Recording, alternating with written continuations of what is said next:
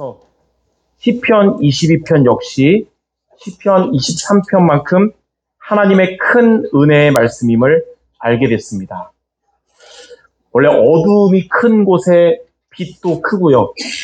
고통이 큰 곳에 은혜가 크듯이 다윗의 가장 큰 고통을 표현했던 시편 22편 초반부였지만 그러한 다윗에게 하나님의 응답으로 가장 큰 복을 고백한 시편 22편의 후반부의 말씀인 것입니다.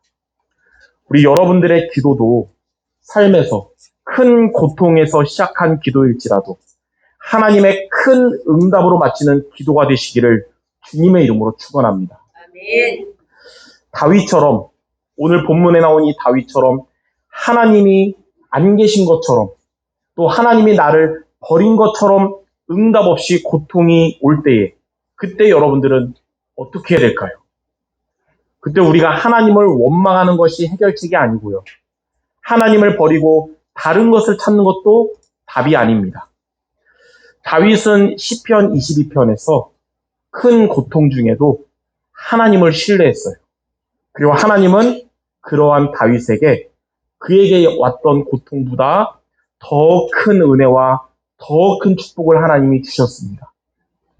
여러분들에게 고통이 찾아올 때에 다윗이 하나님을 신뢰하며 찾았던 내용을 오늘 말씀을 여러분의 언약으로 붙잡으시고 고통 중에 다윗이 받은 하나님의 응답이 여러분들의 응답 되시기를 주님의 이름으로 축원합니다. 아멘. 자, 그래서 첫 번째로 큰 고통 중에도 하나님을 신뢰하라. 다윗은 큰 고통 중에 하나님을 신뢰했는데요. 오늘 우리가 읽었던 시편 22편 1절에 이렇게 고백했습니다. 내 하나님이여 내 하나님이여 어찌 나를 버리셨나이까. 이 말씀 여러분 들어본 적 있을 거예요. 이 말씀을 십자가에 못 박혀서 고통 중에 계셨던 예수님이 인용한 말씀이거든요. 아람어로 엘리 엘리 라마 사박다니. 그게 무슨 말이냐면 나의 하나님 어찌하여 나를 버리셨나이까. 그러니까 예수님이 십자가에서 큰 고통 가운데 그 다윗의 시편 22편 1절을 인용한 거예요. 그러니까 이 고백을 당시에 다윗이 했다는 것은 다윗이 지금 큰 고통 중에 있다는 것을 알 수 있고요. 근데 그런 상황 가운데서도 다윗은 하나님을 끝까지 고통 가운데서도 나의 하나님이라고 하면서 하나님을 신뢰한 것입니다. 이렇게 여러분의 삶에 큰 어려움이 올지라도 그때 우리가 하나님을 떠나거나 하나님을 원망하는 것이 아니라 끝까지 하나님을 그래도 나의 하나님이라고 부르는 성도가 바로 그리스도의 제자라고 할 수 있습니다. 그래서 여러분들은 끝까지 하나님을 신뢰하는 그리스도의 제자가 모두가 되시길 바랍니다. 아멘.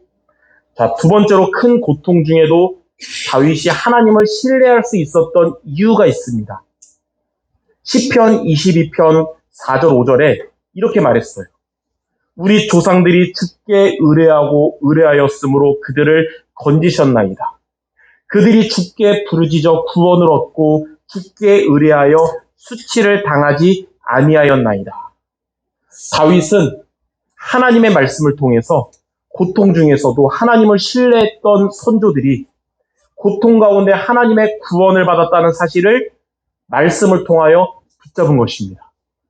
이처럼 여러분들이 고통 가운데서도 하나님을 신뢰할 수 있는 비밀이 뭐냐면 하나님의 말씀을 증거로 여러분이 붙잡는 것입니다. 그러니까 여러분이 어떻게 하나님을 신뢰하냐면 말씀을 증거로 붙잡는 거예요. 하나님의 말씀을.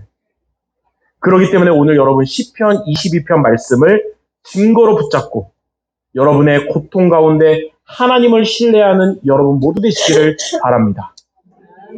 자, 그러면 크게 두 번째로 큰 고통 중에도 하나님을 그럼 어떻게 신뢰할 수 있을까요? 시편 22편의 큰 고통 중에 다윗이 하나님을 신뢰했던 두 가지가 오늘 여러분들의 미션이 되셔야 되겠습니다. 자, 첫 번째입니다. 우리가 기억할 것. 여러분 사탄의 메시지를 거부하고 하나님의 메시지를 붙잡아야 됩니다. 아멘. 고통 가운데 여러분을 실족하게 하는 사탄의 메시지를 여러분이 붙잡지 말고 여러분을 살리시는 하나님의 메시지를 붙잡는 것이 큰 고통 중에 하나님을 신뢰하는 방법입니다. 고통 가운데 다윗은 시편 22편 6절, 7절, 8절에 이렇게 고백했어요. 나는 벌레요 사람이 아니라 사람의 비방거리요 백성의 조롱거리니이다. 나를 보는 자는 다 나를 비웃으며 입술을 비축거리고 머리를 흔들며 말하되 그가 여호와께 의탁하니 구원하실 걸, 그를 기뻐하시니 건지실 걸 하나이다. 이 말씀 뭐냐면 다윗이 이 고통이 계속되니까 이 자존감이 낮아진 거예요. 자신을 사람이 아니라 벌레고 나는 사람들의 비방거리고 백성의 조롱거리라고 생각된 겁니다. 이렇게 다윗은 좌절하게 하는 생각의 메시지를 들은 거예요. 거기다가 그런 다윗을 바라보며 사람들은 뭐라 그랬냐면 여호와께 의탁해도 구원받지 못할 것이라고 이렇게 사람들의 불신앙 메시지도 또 들은 겁니다. 그러나 다윗은 이렇게 자기를 무너지게 하는 생각과 사람들의 그런 말을 붙잡지 않았어요. 다윗은 시편 22편 9절에서 11절에 하나님의 메시지를 붙잡음으로 그러한 자신을 지킬 수가 있었습니다. 이렇게 고백했어요. 오직 주께서 나를 모태에서 나오게 하시고 내 어머니의 젖을 먹을 때에 의지하게 하셨나이다. 내가 날 때부터 주께 맡긴 바 되었고 모태에서 나올 때 주는 나의 하나님이 되셨나이다. 나를 멀리하지 마옵소서. 환난이 가까우나 도울 자 없나이다. 하나님만이 내가 의지할 자고 하나님은 나의 하나님이고 나를 도울 자라는 거예요. 아무리 사람들이 그렇게 말하고 내가 이렇게 연약해져도 하나님이 나를 멀리하지 않으시면 나는 괜찮습니다. 이렇게 고백한 것입니다. 요한복음 10장 10절에 보면 사탄은 어떤 존재냐면 도둑질하고 죽이고 멸망시키는 자지만 하나님은 여러분들에게 생명을 주시고 여러분을 더 풍성하게 얻게 하시는 분이십니다. 그래서 사탄은 내 약한 생각을 통해서 사람들의 말들을 통해서 우리를 무너뜨리려고 하지만 하나님은 우리에게 생명을 주어서 여러분을 구원하셨고요. 하나님은 더 풍성한 은혜와 능력을 주시는 분이십니다. 그러므로 성도 여러분들, 생각으로 사람들의 말로 실족하게 하는 사탄의 메시지를 붙잡지 말고 여러분을 살아나게 하는 하나님의 메시지를 붙잡으시기 바랍니다. 아멘. 이번 주도 여러분 틀린 생각에 빠지지 말고 사람들의 틀린 말을 붙잡는 게 아니라 하나님의 말씀을 붙잡으시기 바랍니다. 미국의 최고의 인기 있었던 대통령이었던 링컨이 대통령에 당선되기 전에 선거에서 낙선한 횟수가 지금까지도 깨지지 않을 기록이래요. 지금도 기네스북에 제일 많이 선거 떨어진 사람 1위가 링컨이 깨지지 않는다는 거예요. 근데 이제 링컨이 대통령 되고 대통령직을 잘했잖아요. 어느 날 한 기자가 링컨에게 찾아와서 물어봤습니다. 대통령님은 이렇게 수많은 낙선 가운데서도 좌절하거나 포기하지 않았던 비결이 무엇입니까? 그때 링컨이 대답을 했습니다. 제가 낙선할 때마다 실패할 때마다 마귀는 사람들의 말들을 통해서 또 내 약한 생각을 통해 너는 실패자다. 너는 아무것도 할 수 없는 존재다. 이렇게 말했다는 거예요. 그러나 그때마다 예배의 자리에서 하나님은 다른 말씀을 주셨다고 했어요. 너는 나의 소중한 자녀다. 내가 너와 함께하고 있다. 너를 통해서 나의 큰 뜻을 이룰 것이다. 링컨이 이렇게 말씀합니다. 저는 그때마다 사탄의 메시지를 붙잡는 게 아니라 하나님의 메시지를 붙잡은 것이 포기하지 않을 수 있었던 비결입니다. 다윗처럼 그리고 링컨 대통령처럼 우리 여러분들 사탄의 메시지를 붙잡지 말고 하나님의 메시지를 붙잡으시기 바랍니다. 아멘. 그것이 큰 고통 중에도 하나님을 신뢰하는 첫 번째 비밀인 것입니다. 자, 이번 주에 여러분 살면서 누구의 메시지를 붙잡으라고요? 하나님의 메시지만 붙잡으시기 바랍니다. 자, 두 번째로 우리가 기억할 다윗의 방법이자 우리가 할 미션이 있습니다. 선조들의 그리스도를, 성경에 나오는 위인들의 그리스도를 누구의 그리스도로 붙잡냐면 나의 그리스도로 붙잡아라. 여러분의 그리스도로 붙잡아야 돼요. 다윗처럼 성도 여러분들은 구약과 신약의 선조들이 붙잡고 구원받은 그리스도를 지금 나의 그리스도로 붙잡아야 되는 겁니다. 애굽의 노예 생활을 했던 이 이스라엘 언약의 백성들은 그들의 힘으로는 거기서 빠져나오는 것이 절대 불가능했습니다. 그러나 하나님은 그들에게 절대 가능한 답을 주셨는데 그게 바로 출애굽기 3장 18절에 나오는 피제사예요. 피제사.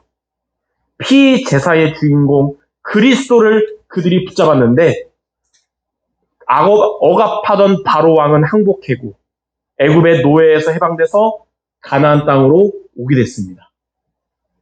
그러니까 절대 불가능한 노예의 자리에서 피제사의 주인공 그리스도를 붙잡고 해방받은 거예요.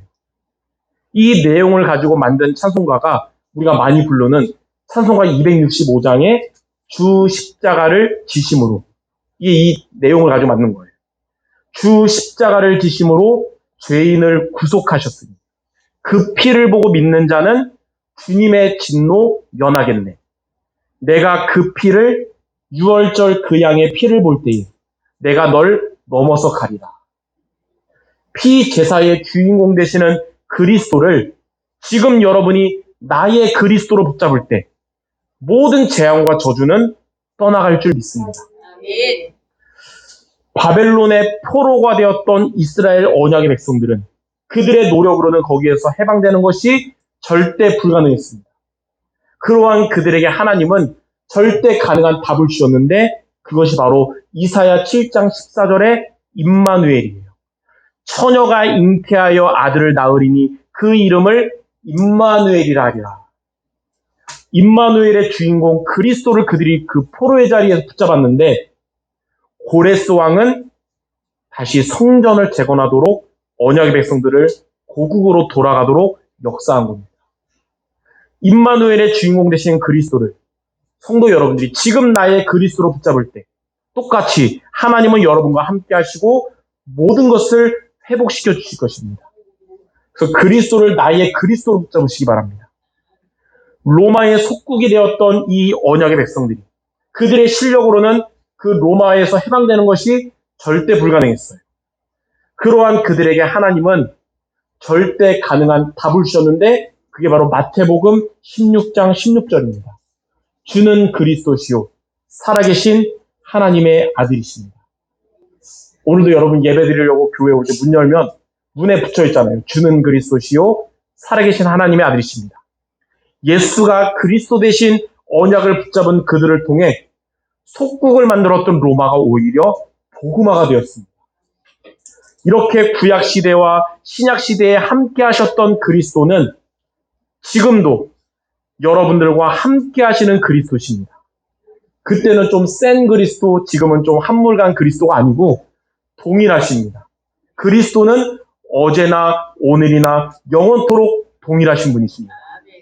하나님을 만나는 길 대신 참 선지자 그리스도, 죄와 저주에서 해방하신 참 제사장 그리스도, 사탄의 권세를 깨뜨리신 참 왕 되신 그리스도는 절대 불가능한 저와 여러분들에게 절대 가능하게 하셨습니다. 그래서 십자가에서 다 이루신 그리스도는 지금 여러분의 모든 문제의 해결자 되십니다. 세상 끝날까지 함께 하시는 이 그리스도께서 지금도 앞으로도 여러분들과 함께 하실 줄 믿습니다. 이처럼 선조들이 붙잡았던 그리스도를 나의 그리스도로 붙잡으시기 바랍니다. 십자가에서 다 이루신 그리스도가 나와 함께하고 계시구나. 여러분 큰 고통 가운데 있다면 그때 이 하나님의 메시지를 붙잡는다면 그 고통은 지나가는 것이고 말씀은 영원히 성취될 것입니다. 이것이 큰 고통 중에 하나님을 신뢰하는 두 번째 방법입니다. 자, 이번 주에도 여러분이 삶을 살아가면서 내 마음을 실족하게 하는 생각의 메시지 붙잡지 말고요. 사람들의 그 힘 빠지게 하는 그런 메시지도 붙잡지 말고 십자가에서 다 이루신 그리스도가 여러분들과 함께 하신다는 하나님의 메시지를 붙잡으시기 바랍니다. 이렇게 큰 고통 중에도 하나님을 신뢰하는 여러분들 모두 되시기를 주님의 이름으로 축원합니다. 아멘. 자, 그러면 세 번째. 이렇게 우리 성도 여러분들이 큰 고통 중에도 하나님을 신뢰하면 어떻게 될까요? 여러분에게 찾아오는 모든 아픔과 고통이 하나님의 큰 응답의 길이 될 것입니다. 그래서 고통을 하나님이 안 막으시고 허락하신 겁니다. 첫 번째, 나의 고통은 영적인 풍족함을 얻는 길이 됩니다. 여러분의 고통이 변해서 영적인 풍족함을 얻게 될 것입니다. 시편 22편 26절에 보니까 겸손한 자는 먹고 배부를 것이며 여호와를 찾는 자는 그를 찬송할 것이다. 너희 마음은 영원히 살지어다. 여기 나오는 겸손한 자가 어떤 자냐면 고통 가운데서도 하나님을 신뢰하는 자가 겸손한 자거든요. 하나님은 그러한 자에게 먹고 배부르게 하시는데 이는 하나님이 주시는 위로와 기쁨으로 여러분의 모든 면에 부족함이 없이 만족하는 상태를 의미하는 것입니다. 고통 중에도 하나님을 신뢰하는 여러분들을 하나님은 여러분의 중심을 겸손한 자로 보시면서 부족함이 없는 위로와 기쁨을 주실 것입니다. 이 축복을 다윗이 받으니까 그 어려운 가운데서 뭐라고 고백했냐면 여호와는 나의 목자시니 내게 부족함이 없다고 고백한 거예요. 요셉이 노예의 자리에서도 감옥의 자리에서도 이 축복을 누리니까 하나님이 범사에 형통하게 하신 겁니다. 바울은 그리스도 안에 지혜와 지식의 모든 보화가 감춰 있고 나에게 능력 주시는 자 안에서 모든 것을 할 수 있다고 고백했습니다. 이렇게 하나님을 신뢰하는 우리 성도 여러분들의 삶에 오는 고통은 이렇게 영적인 풍족함을 얻는 길이 되며 하나님을 찬양하게 될 줄 믿습니다. 이번 주에 여러분 고통 가운데서 하나님의 영적인 풍족함을 누리며 찬양하는 모두가 될 줄 믿습니다. 아멘. 자, 두 번째입니다. 나의 고통은 세계복음화에 응답받는 길이 됩니다. 시편 22편을 여러분이 읽다 보면 시작은 어둡습니다. 다윗이 하나님이 버린 것 같은 느낌이 들 정도로 고통 가운데 이 시를 시작하는 겁니다. 그러나 그런 상황 가운데서도 다윗은 하나님을 신뢰했는데 하나님의 큰 은혜를 받았고 그 결과 성경에서 가장 복되고 멋진 믿음의 고백을 했어요. 그 내용이 바로 시편 22편 27절, 28절, 29절입니다. 시작은 왜 나를 버립니까? 했는데 하나님의 은혜와 복을 받고 이렇게 고백했어요. 땅의 모든 끝이 여호와를 기억하고 돌아오며 모든 나라의 모든 족속이 주의 앞에 예배하리니 나라는 여호와의 것이요 여호와는 모든 나라의 주제심이로다. 세상의 모든 풍성한 자가 먹고 경배할 것이요 진토 속으로 내려가는 자 곧 자기 영혼을 살리지 못할 자도 다 그 앞에 절하리이다. 한마디로 세계복음화의 축복을 미리 본 거예요. 지금부터 3000년 전의 다윗은 이렇게 세계복음화의 응답을 미리 보게 된 것입니다. 고통 중에도 하나님을 신뢰한 바울을 통해서 로마 복음화의 응답이 오게 되었듯이 고통 중에 하나님을 신뢰하는 우리 성도 여러분들의 중심과 여러분의 삶은 영혼 구원에 응답받는 길이 될 것이고 전도와 선교 속에 있게 될 것이며 세계복음화의 응답을 받게 될 것입니다. 그러니까 여러분들이 영적으로 눈치를 챌 수 있어야 돼요. 가족 구원을 놓고 계속 기도하는데 응답이 안 되잖아요. 그런 여러분 기도하는데 큰 고통이 왔다면 지금 내가 하나님을 신뢰함을 통해 응답이 가까워졌구나. 말씀을 통해 우리는 확인할 수 있는 것입니다. 마태복음 6장 33절에 보면 불신자들이 구하는 육신적인 것이 아니라 먼저 그의 나라와 그의 의를 구하는 여러분들에게 하나님은 모든 것을 더하여 주시거든요. 영력, 지력, 체력, 경제력, 인력 등 하나님이 여러분들의 필요한 쓸 것을 채워주실 것입니다. 그러므로 여러분들에게 고통이 올 때에 고통 중에도 사람들의 말 따라가는 것이 아니고 내 생각에 빠지지 말고 세계복음화를 이루어가시는 하나님의 말씀을 따라가시기를 주님의 이름으로 축원합니다. 자, 마지막 세 번째입니다. 나의 고통은 후대가 회복되는 길이 됩니다. 시편 22편 30절과 31절에 보면 후손이 그를 섬길 것이요 대대의 주를 전할 것이며 와서 그의 공의를 태어날 백성에게 전하며 주께서 이를 행하셨다 할 것이로다. 여러분들의 후대들이, 여러분의 자녀들, 손주들이 미래에 어떠한 인생을 살든지 어떠한 직업을 갖든지 예수 생명을 가진 자로 세상의 빛과 소금으로 살아가기를 기도합니다. 여러분의 후손이 하나님을 섬기며 대대의 예수가 그리스도 되신 복음을 전하며 이 모든 것을 주께서 행하셨다고 고백하게 되기를 바랍니다.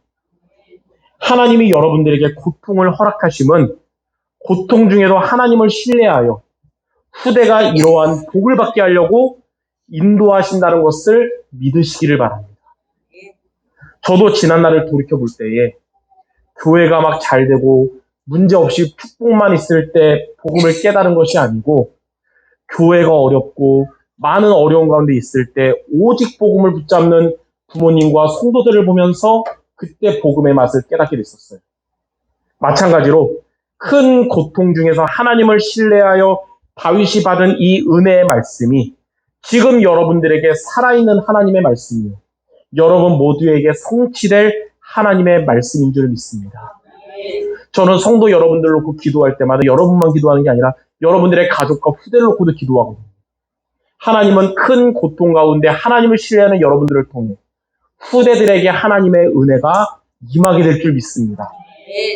자, 그러므로 우리의 삶에 오는 고통이 영적인 풍족함을 얻는 길이 되고 세계복음화에 응답받는 길이 되며 후대가 회복되는 길이 되도록 고통 중에도 누구를 신뢰하자고요? 하나님을 신뢰하는 모두 되시기를 주님의 이름으로 축원합니다. 자, 결론입니다. 이 시편 22편은 예수님의 십자가의 죽으심과 부활의 영광을 예언한 시이기도 합니다. 큰 고통 중에도 하나님을 신뢰하면서 십자가에 죽으시고 부활하신 예수님으로 인해서 모든 민족 땅끝까지 예수가 그리스도 되신 복음이 증거되는 말씀이 성취되기 시작한 것입니다. 여러분들과 미래 세대를 살아갈 후대들이 이렇게 세계복음화의 여정 속에 있게 된 것이 가장 큰 축복입니다. 단순히 월급 올라가고 성공이 축복이 아니라 여러분과 후대가 하나님이 이뤄가시는 세계복음화의 여정 속에 있는 게 가장 큰 축복이에요. 그러므로 여러분들 항상 영원한 언약 그리스도 그리고 시대적 언약 세계복음화를 절대 언약으로 붙잡고 오늘도 앞으로도 하나님의 말씀을 따라가는 제자 모두 되시기를 주님의 이름으로 축원합니다. 아멘. 우리 마지막으로 우리 옆사람에게 오늘 성취될 축복의 말하고 마치도록 하겠습니다. 옆사람에게 이렇게 얘기합시다. 고통 중에도 하나님을 신뢰합시다. 아멘. 오늘 말씀과 여러분들의 고백이 이루어질 줄 믿습니다. 기도하겠습니다. 하나님, 우리 하나님이 가장 사랑하는 우리 성도들의 삶에도 큰 고통이 찾아올 수 있으나 그때도 우리가 불신앙하거나 넘어지지 말고 함께 하시는 하나님을 신뢰하고 바라봄으로써 이 모든 것이 합력하여 선을 이루는 형통케 되는 축복이 있게 하여 주시옵소서. 가장 어려움으로 시작한 기도였으나 가장 큰 은혜로 마친 기도가 된 시편 22편 말씀처럼 어려운 가운데 하나님을 찾는 우리 모든 성도들의 고백과 삶이 하나님의 가장 큰 복이 되도록 말씀으로 역사하여 주시옵소서. 모든 말씀 우리 주 예수 그리스도 이름으로 기도드립니다. 아멘.